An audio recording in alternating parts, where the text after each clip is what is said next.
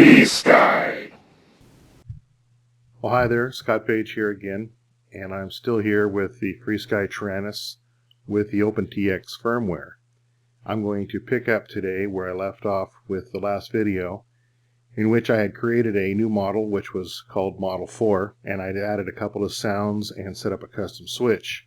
Today what I want to start off with doing is getting rid of Model 4, and then I want to address what to do when your FrSky Taranis arrives, some things that you should really check into right off the bat. So to begin with, I want to delete Model 4.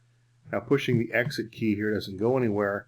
What I need to do is I need to press the menu key, and then you would think I would just have to press the enter key and hold, but I don't get an option to delete. I can back up model, copy the model, or move the model. Well, that's because you can't delete a model that is your currently selected model.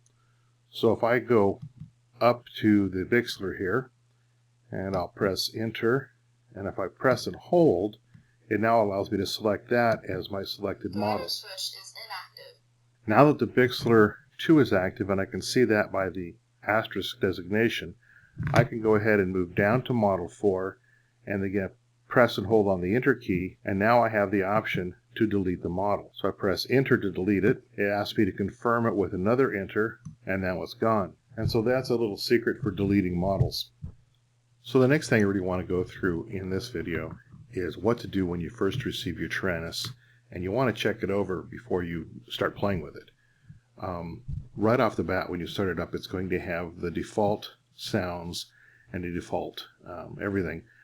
Mine currently doesn't have the default splash screen, and it does not have the default sound either. What I want to do first is I need to check all the switches. Now the switches are located right in here.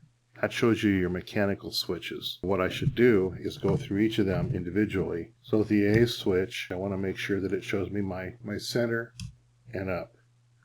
And then go to the B switch, middle and up. And again, move all the way across to D switch and check all your switches and make sure they show you the different positions that they have. Now the next thing I'm going to need to check is the pots and the sliders. And I can do that by watching the screen here. On the top half of the side of the screen, there's a little sliding scale on both sides, and that is for the two knobs. On the bottom half of each side, there's a little sliding scale, and that is for the sliders. And there's a little box that moves up and down as I turn these up and down. So I want to do that and make sure that those are all functional before I go to the next step, which is going to be to calibrate the transmitter. Now for that, I'm going to go ahead and zoom in a little bit here so that you can see a little better. And to calibrate the transmitter, I'm going to want to hold the menu, long hold. That takes me into the whole radio setup. And then I could push page a bunch of times to go forward to the calibration, or if I just hold it down hard once, or hold it once, then it'll go backwards one, which is where the calibration setting is. It says press enter to start. At that point it says set sticks midpoint. So I just press enter when everything is at the midpoint.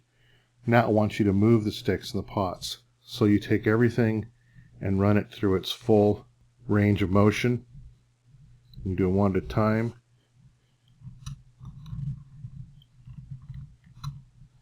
And on the sticks, don't force them, just move them as far as you would normally be moving them when you're flying them. And then you hit enter, and now everything should be all good.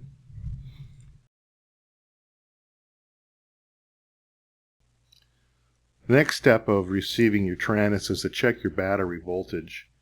The Taranis ships with this 800 milliamp nickel metal hydride battery, and you can charge that right in the transmitter. As it comes with a charger as well. I'm not currently using that. I'm using a LiPo battery. I had to make a little adapter for it. And what my goal is here is I'm going to want to use a multimeter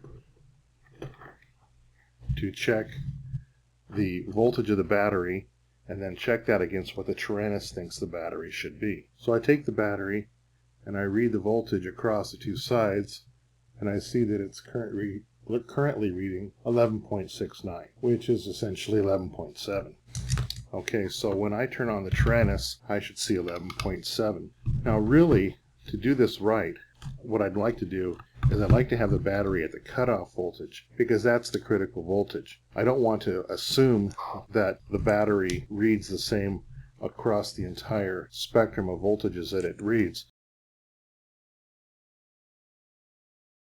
I'm going to now push a long press on the menu, and I'm going to page through until I get to where I see battery calibration. Now, it's reading 12.0 volts, and I know that's not correct because we established it was 11.7. So what I'm going to need to do is I'm going to press Enter and then bring this down to 11.7 and then exit. Now when I exit out, my voltage here in the top corner is reading 11.7. I'm now going to take a look at one of the neatest aspects of the radio, and it's also an aspect that'll probably give some people troubles. Like one of my favorite shows, Monk used to say about his gift as also being a curse, and that's what you may find with being able to do this. Right here is a USB port that'll connect to your transmitter via a simple USB cable. You'll have one end that just looks like your standard USB cable, and the other end which will fit into the transmitter. Now there's two different types of flashing. There's flashing the firmware, and when you do that, the transmitter is going to be off. But when you flash the EEPROM, the transmitter is going to be on. And I need to explain the difference. The firmware is actually the software that runs the whole transmitter. The EEPROM is only your set of models and settings that you have. Now the firmware is done again with the transmitter off. EEPROM is done with the transmitter on. And let's not even worry about EEPROM right now. Let's just worry about firmware, because as the Taranis is delivered, there's no doubt going to be some defects in the firmware, things that have been overlooked in the course of testing, and you're going to want to be able to put the most recent updates and patches onto your Taranis, and it's really not difficult. So what you're going to start is you're going to go to the Companion 9X site for downloading. You can type in simply Companion 9X into Google and it'll probably give you the link, but it's at code.google.com, and in there you'll see the page that has Companion 9X. You click on the Downloads tab and then find the tab that's specific for you.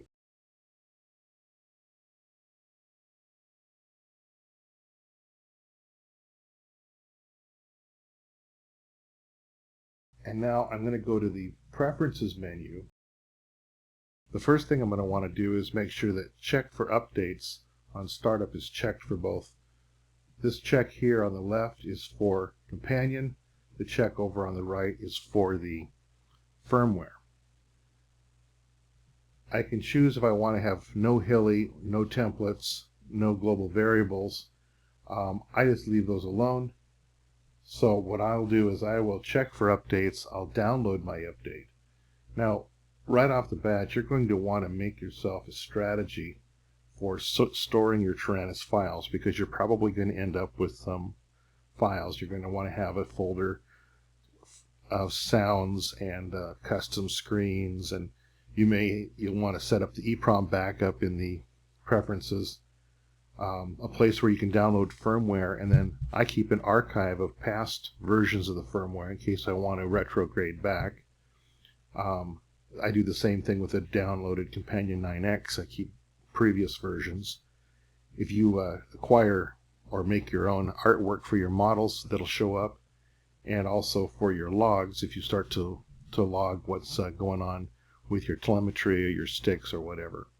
So I make one Taranis folder, and then inside that I have a folder for each of those different areas. When it's time to flash it, I do that from within Companion.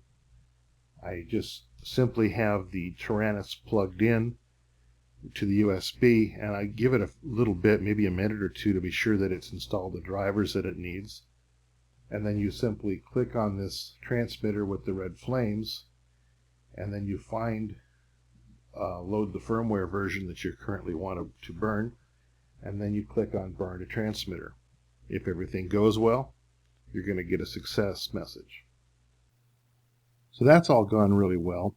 The final thing I want to do is to bind a receiver to the transmitter, because without that, I'm just spinning my wheels.